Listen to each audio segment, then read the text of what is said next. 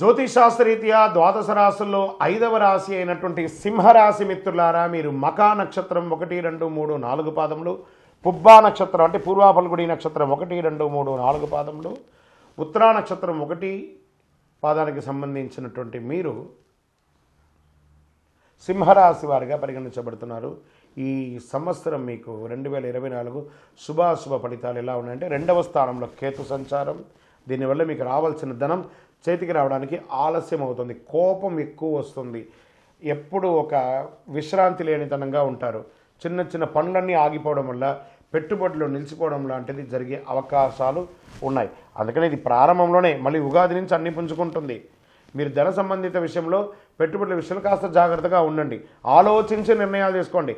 అష్టమ రాహు ప్రభావం వల్ల మానసిక భ్రమలకు లోను కాకండి. వాహనాలు నడిపేటప్పుడు జాగ్రత్తగా ఉండాలి. కేతు రీసెర్చ్ చేసేవారికి మాత్రం చాలా అనుకూలాన్ని కలిగిస్తారంటే కేతు గ్రహం. 7వ స్థానంలో శని సంచారం. ఉద్యోగ అవకాశాలు ఎక్కువ ఉన్నాయి. నిరుద్యోగులకి చాలా యోగ కాలం అని కూడా చెప్పచ్చు. ఆహార విషయంలో చాలా జాగ్రత్తగా ఉండాలి. నిల్వ ఉంచిన పదార్థాలు తినడం అవాయిడ్ చేయండి. ఎప్పటికప్పుడు తాజాగా వండి తినండి. గ్యాస్ట్రిక్ సమస్యలు వచ్చే అవకాశాలు ఉన్నాయి.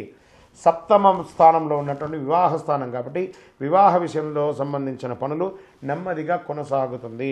ఉపాధ్యాయ వృత్తిలో ఉన్నవారికి, ప్రొఫెసర్స్, లెక్చరర్స్, వీళ్ళకందరికీ కూడా చాలా కలిసి వస్తుంది.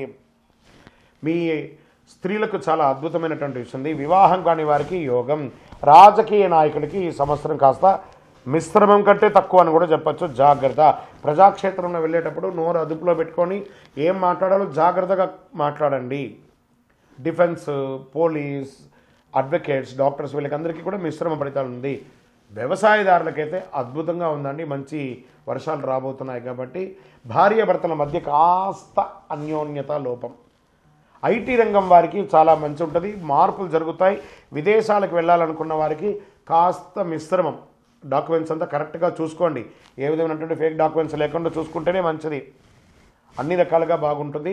ఇంకనూ మీ యొక్క పర్సనల్ జాతకం తెలుసుకోవాలనుకుంటే ఈ కింది నెంబర్కి వాట్సాప్లో మీ పేరు, date of birth, time of birth, place of birth పెట్టండి. మరియు మీ దోషాలన్నీ తొలగడానికి నవమూలిక శుద్ధ ధూపంతో ధూపం వేయండి. విజయోస్తు.